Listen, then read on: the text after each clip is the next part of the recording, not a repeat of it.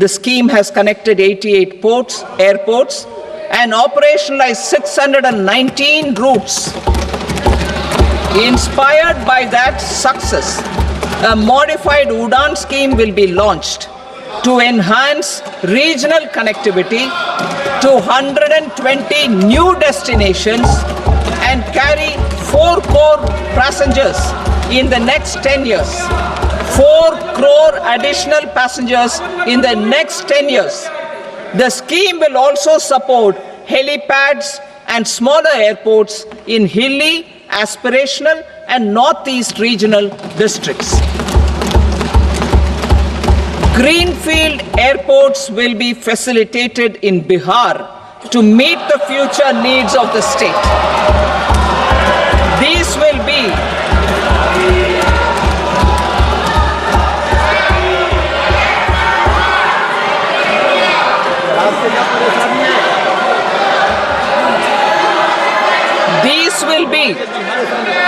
These will be in addition to the expansion of the capacity of Patna Airport and a brownfield airport in Beta. Western Kosi Canal project in Mithilanchal.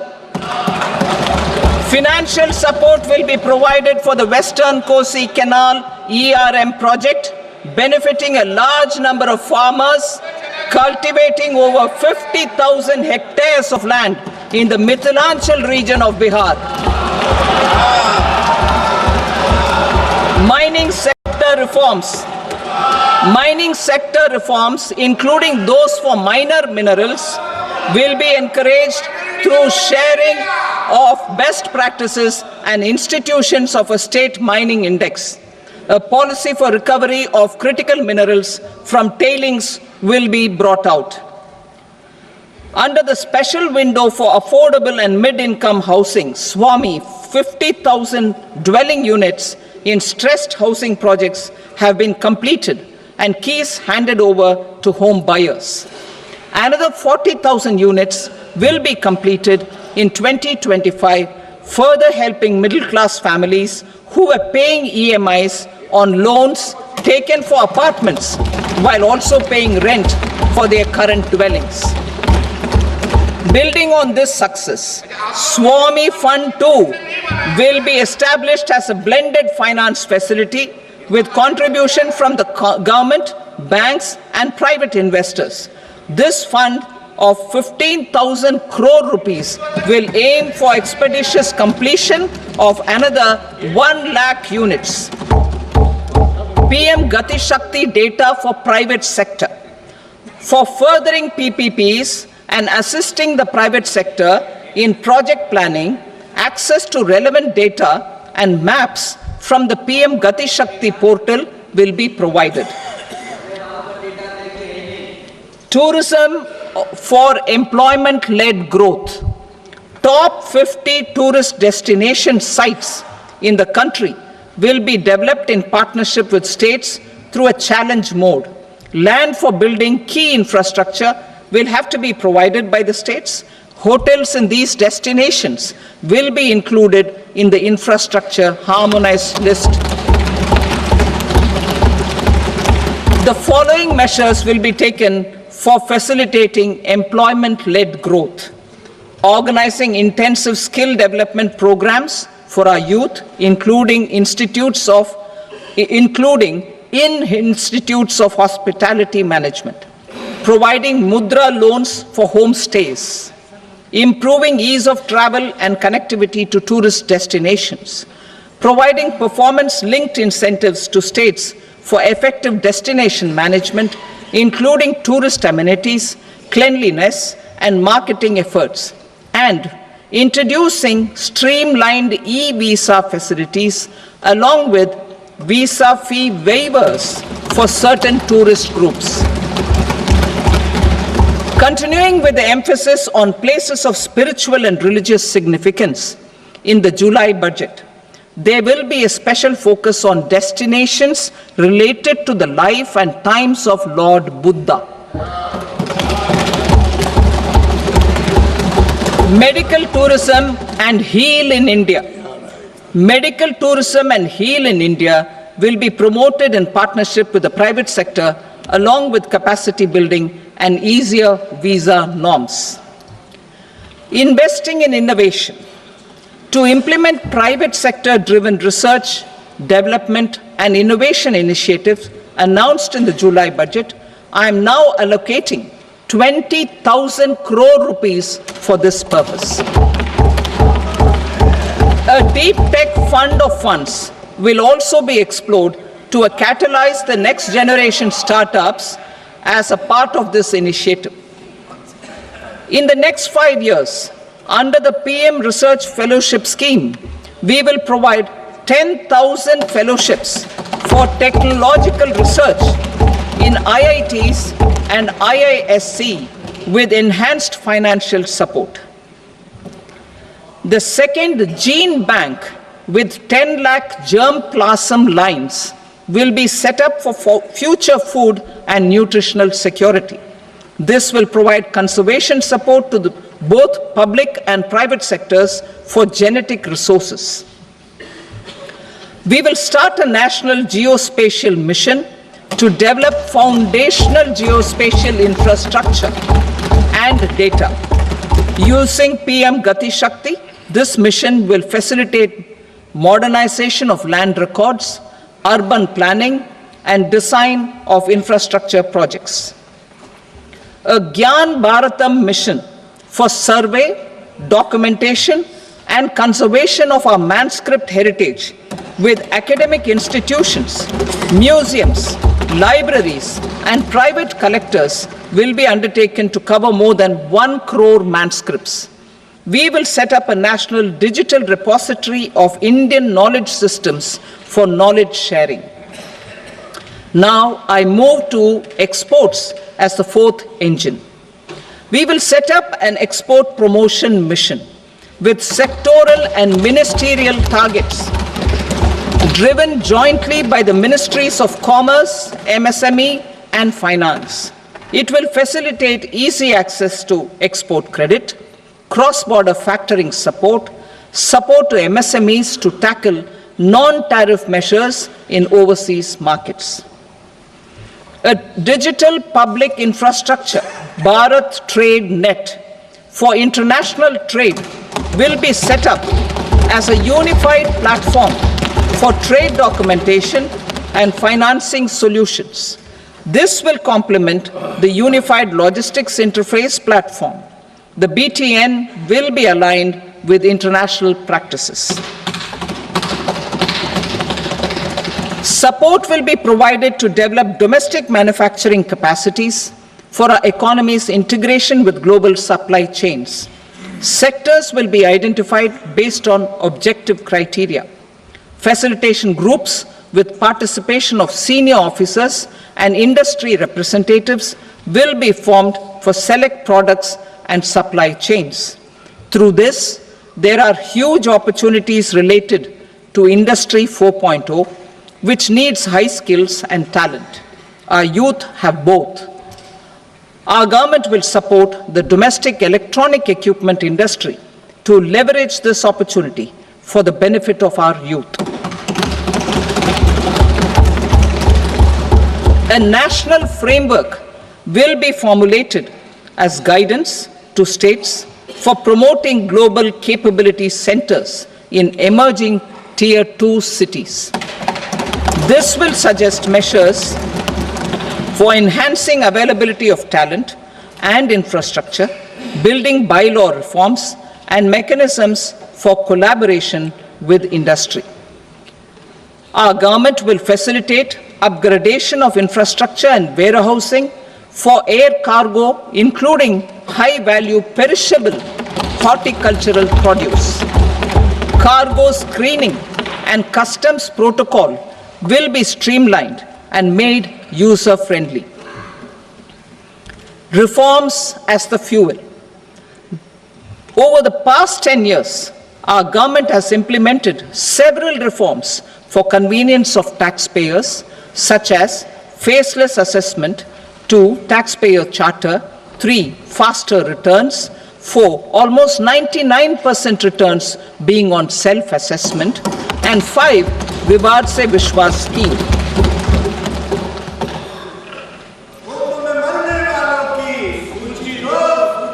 Continuing these efforts, I reaffirm the commitment of the Tax Department to trust first, scrutinize later. I also propose to introduce the new income tax bill next week. I will detail the indirect tax reforms and changes in direct taxes in Part B. Financial sector reforms. The FDI limit for the insurance sector will be raised from 74 to 100%. This enhanced limit will be available for those companies which invest the entire premium in India. The current guardrails and conditionalities associated with foreign investment will be reviewed and simplified. The services of India Post Payment Bank will be deepened and expanded in rural areas. NABFID will set up a partial credit enhancement facility for corporate bonds for infrastructure. Public sector banks will develop Grameen Credit Score framework to serve the credit needs of SHG members and people in rural areas. A forum for regulatory coordination and development of pension products will be set up. To implement the earlier announcement on simplifying the KYC processes, the revamped Central KYC Registry will be rolled out in 2025. We will also implement a streamlined system for periodic updating. Requirements and procedures for speedy approval of company mergers will be rationalized. The scope for fast-track mergers will also be widened and the process made simpler. As proposed in the interim budget, we signed bilateral investment treaties with 2 countries in 2024 to encourage sustained foreign investment, and in the spirit of First Develop India, the current model BIT will be revamped and made more investor-friendly. In the last 10 years, in several aspects, including financial and non-financial, our government has demonstrated a steadfast commitment to ease of doing business. We are determined to ensure that our regulations must keep up with technological innovations and global policy developments. A light-touch regulatory framework based on principles and trust will unleash productivity and employment. Through this framework, we will update regulations that were made under old laws. To develop this modern, flexible, people-friendly, and trust-based regulatory framework appropriate for the 21st century, I propose 4 specific measures. A high-level committee for regulatory reforms will be set up for a review of all non-financial sector regulations, certifications, licenses, and permissions. The committee will be expected to make recommendations within a year. The objective is to strengthen trust-based economic governance and take transformational measures to enhance ease of doing business, especially in matters of inspection and compliances. States will be encouraged to join in this endeavor. An investment friendliness index of states will be launched in 2025 to further the spirit of competitive, cooperative federalism. Under the Financial Stability and Development Council, a mechanism will be set up to evaluate impact of the current financial regulations and subsidiary instructions. It will also formulate a framework to enhance their responsiveness and development of the financial sector. In the Jan Vishwas Act 2023, more than 180 legal provisions were decriminalized. Our government will now bring up the Jan Vishwas Bill 2.0 to decriminalize more than 100 provisions in various laws. I now move to fiscal policy. In the July budget, I had committed to staying the course for fiscal consolidation. Our endeavor will be to keep the fiscal deficit each year such that central government debt remains on a declining path as a percentage of the GDP. The roadmap for the next 6 years has been detailed in the FRBM statement. Revised estimates for 2024-25. The revised estimate of the total receipts other than borrowings is 31.47 lakh crore rupees, of which the net tax receipts are 25.57 lakh crore rupees. The revised estimate of the total expenditure is 47.16 lakh crore rupees, of which the capital expenditure is about 10.18 lakh crore rupees. The revised estimate of the fiscal deficit is 4.8% of the GDP. Budget estimates for 25-26. Coming to 25-26, the total receipts other than borrowings and total expenditure are estimated at 34.96 lakh crore rupees and 50.65 lakh crore rupees respectively. The net tax receipts are estimated at 28.37 lakh crore rupees. The fiscal deficit is estimated to be 4.4% of GDP. To finance the fiscal deficit, the net market borrowings from dated securities are estimated at 11.54 lakh crore. The balance financing is expected to come from small savings and other sources. The gross market borrowings are estimated at 14.82 lakh crore rupees. I will now move to Part B. Indirect taxes. My proposals relating to customs aim to rationalize tariff structure and address duty inversion. These will also support domestic manufacturing and value addition, promote exports, facilitate trade, and provide relief to common people. Rationalization of customs tariff structure for industrial goods. As a part of comprehensive review of customs rate structure announced in July 2024 budget, I propose to 1. Remove 7 tariff rates. This is over and above the 7 tariff rates removed in 23-24 budget. After this, there will be only 8 remaining tariff rates, including 0 rate. 2. Apply appropriate cess to broadly maintain effective duty incidence, except on a few items where such incidence will reduce marginally. 3. Levy not more than 1 cess or surcharge. Therefore, I propose to exempt social welfare surcharge on 82 tariff lines that are subject to a cess. I shall now take up sector-specific proposals.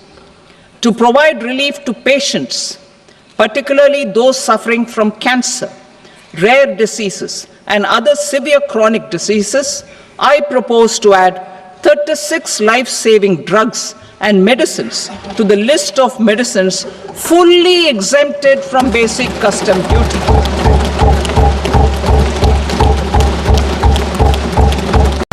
I also propose to add 6 life-saving medicines to the list attracting concessional custom duty of 5%.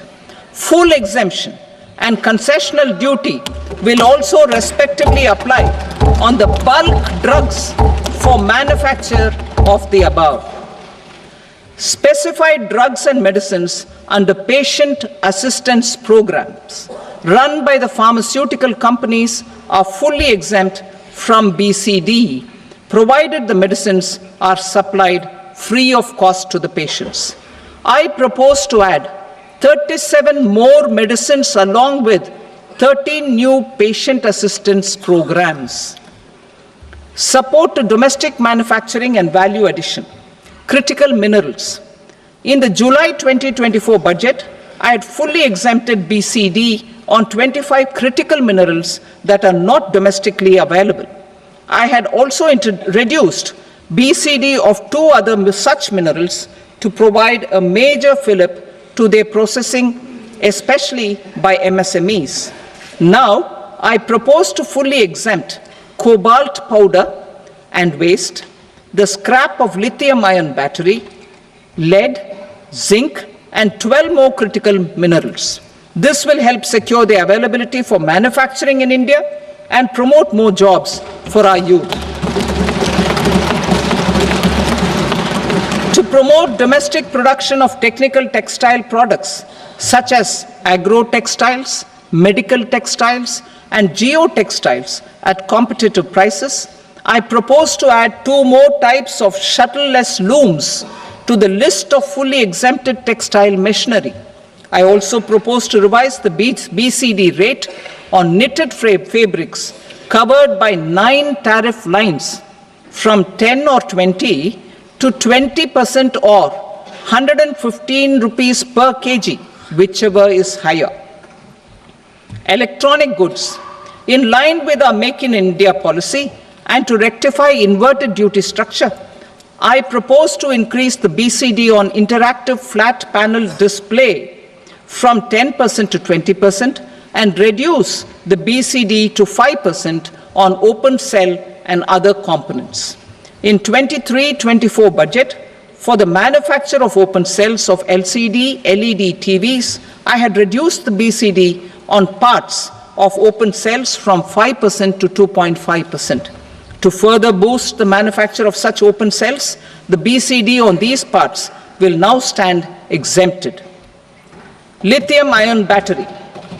To the list of exempted capital goods, I propose to add 35 additional capital goods for EV battery manufacturing and 28 additional capital goods for mobile phone battery manufacturing.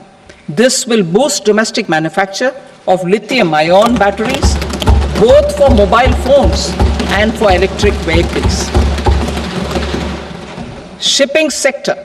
Considering that shipbuilding has a long gestation period, I propose to continue the exemption of BCD on raw materials, components, consumables, or parts for the manufacture of ships for another 10 years.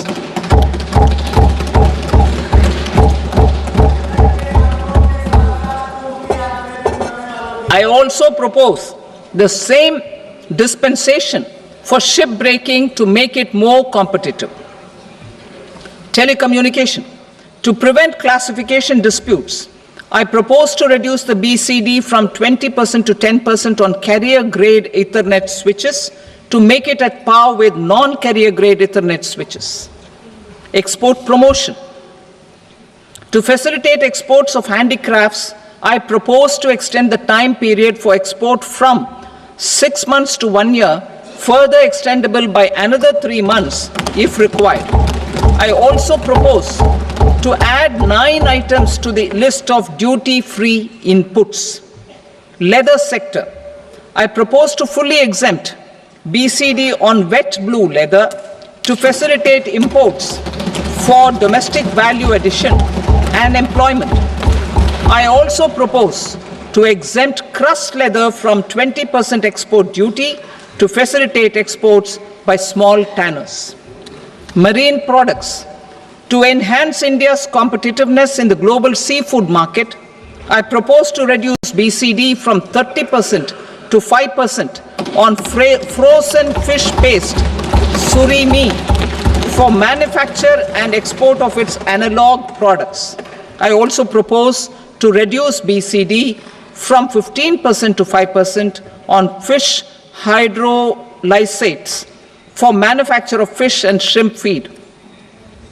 In July 2024 budget, to promote development of domestic MROs for aircraft and ships, I had extended the time limit for export of foreign origin goods that were imported for repairs from 6 months to 1 year and further extendable by 1 year. I now propose to extend the same dispensation for railway goods. Time limit for provisional assessment. Presently, the Customs Act 1962 does not provide any time limit to finalize provisional assessments, leading to uncertainty and cost to trade. As a measure of promoting ease of doing business, I propose to fix a time limit of 2 years, extendable by a year, for finalizing the provisional assessment. I propose to introduce a new provision that will enable importers or exporters, after clearance of goods, to voluntarily declare material facts and pay duty with interest but without penalty. This will incentivize voluntary compliance. However, this will not apply in cases where department has already initiated audit or investigation proceedings. For industry to better plan their imports, I propose to extend the time limit for the end use of imported inputs in the relevant rules from 6 months to 1 year. This will provide operational flexibility in view of cost and uncertainty of supply. Further, such importers will now have to file only quarterly statements instead of a monthly statement.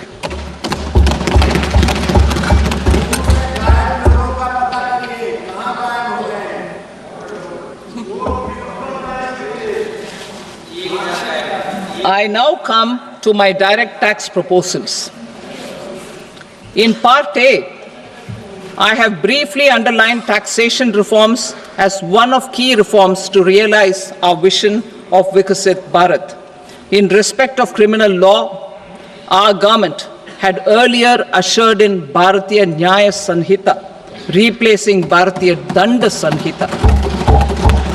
I am happy to inform this august House and the country that for new income tax bill will carry forward the same spirit of Nyaya in its drafting as well.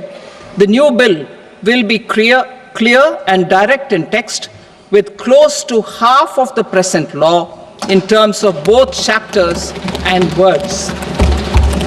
It will be simple to understand for taxpayers and tax administrators, leading to tax certainty and reduced litigation. Reforms, however, are not a destination. They are means to achieve good governance for our people and economy. Providing good governance primarily involves being responsive. The Tirukural captures this in verse 542, which reads, "Vaanokki vaazhum ulagallam, mannavan kol nokki vaazhum kudi," meaning, just as the living beings live expecting rains, citizens live expecting good governance. Our government is committed to keeping an ear to the ground and a finger on the pulse and responding while balancing our national building efforts.